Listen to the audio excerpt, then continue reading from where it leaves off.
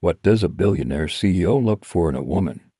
Most people would say sophistication. Status. Someone who matches his world. Nobody would say exhausted single mother of three driving a 7-year-old minivan who falls asleep before 9 p.m. and hasn't had a quiet meal in years. Nobody except Daniel Mercer. This is the story of a man who had everything the world told him to want and found everything he actually needed in the most unexpected place. Welcome to Silkfate. Daniel Mercer, 38 years old, CEO of Mercer Capital Group, a private equity firm managing over $4 billion in assets across North America and Europe. On paper, untouchable. Penthouse in Manhattan. Cars that cost more than most people's homes. A name that made boardrooms go quiet when he walked in. But behind the tailored suits and the corner office was a man who ate dinner alone every single night.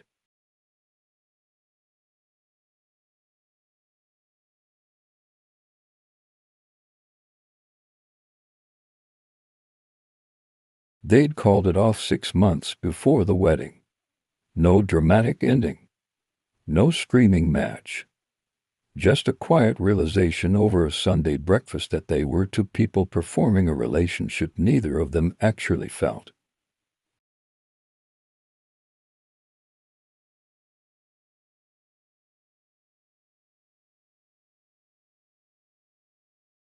Forbes profiles. His assistant joked that his calendar was his only long-term relationship.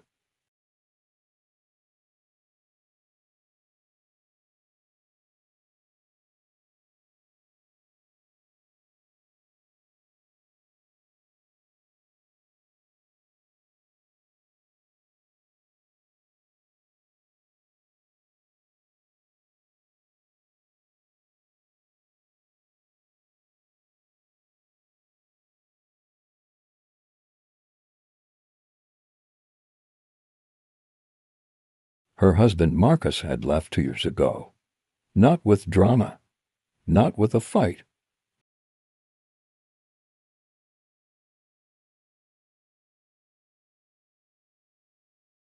The children. The mortgage. The life they'd built together. Left Nadia with 3 kids, a house she could barely afford, and the kind of exhaustion that doesn't go away with sleep. She didn't have time to be bitter. Bitterness was a luxury for people with free evenings. She worked from 5 a.m. to school run to client calls to homework to bedtime to the hour she allowed herself to sit in silence with a cup of tea that was usually cold before she finished it. Love, romance, a relationship. She hadn't even thought about it.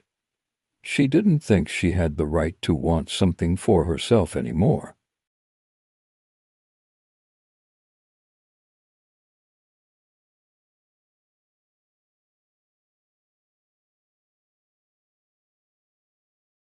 And answering a text from Caleb, his teacher, about a permission slip she'd forgotten. She was wearing a mustard yellow coat, her hair pulled back, no makeup, completely in her own world. Daniel walked in for what was supposed to be a 10-minute coffee before a conference call. He ordered, turned to find a seat. Every table was full. Every table except the one across from the woman in the yellow coat who was typing furiously and mouthing something under her breath that looked suspiciously like, "I cannot do everything."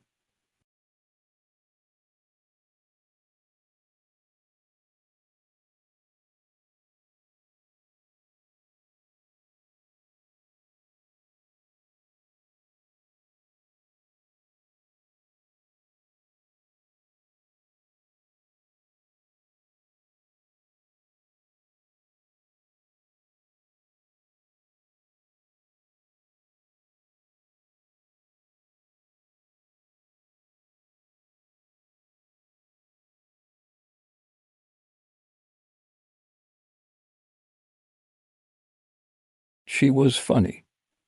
Not performed funny, genuinely, accidentally funny. The kind of humor that comes from surviving things. She was sharp. Her observations about her clients, about her industry, about a news story they both happened to have read that morning, all precise, all original, and she was completely, utterly real in a way that Daniel hadn't encountered in years. No angle, no positioning, no reading the room to figure out what version of herself to present. When her phone buzzed and she said, "That's the school, I have to go," Maya headbutted someone again. She didn't apologize for it. She just stood up, packed her bag in 30 seconds flat, and said, "It was nice talking to you, Daniel," and walked out. He sat there for a moment, then realized he hadn't asked for her number. He came back to that coffee shop the next morning, and the morning after that. On the fourth morning, she was there again. He said, "Good coffee," she said. "There are 40 coffee shops between here and Midtown. Try again." He laughed, actually laughed, the kind that surprised him.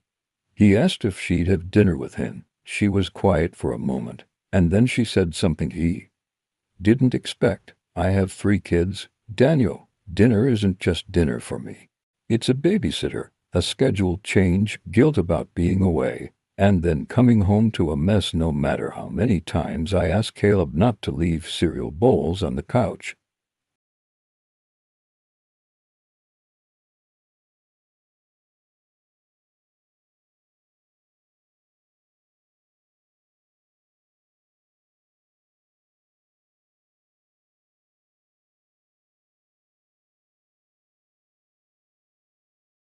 She didn't want somewhere that would make her feel like a costume in someone else's story.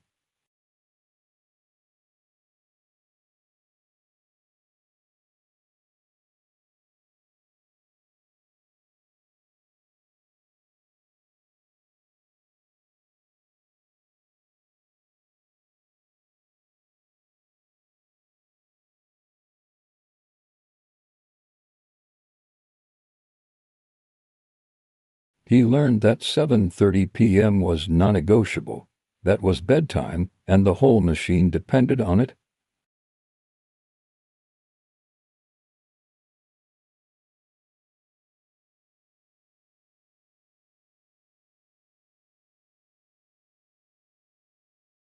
That Zoe was quiet and watchful, and had a way of looking at you like she was deciding whether you were worth her attention.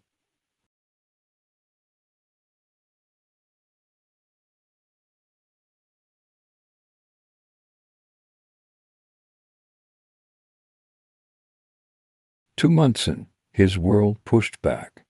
His mother called it complicated.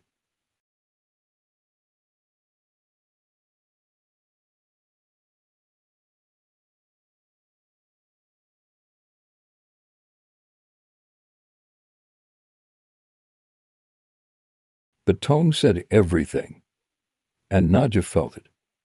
She'd been here before. Not with wealth, but with the feeling of being quietly considered too much.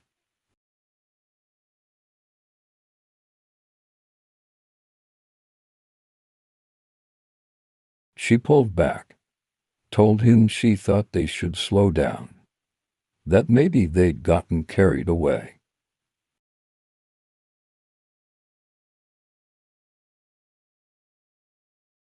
He drove to her house that evening.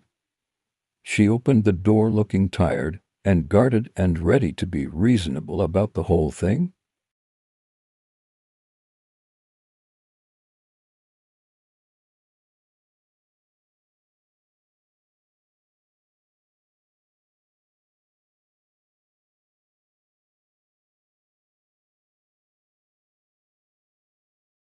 "I want all of it, if you'll let me."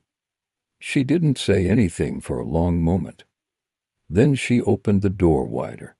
Love in this story didn't look like roses and rooftop dinners. It looked like Daniel learning to read bedtime stories with the right voices.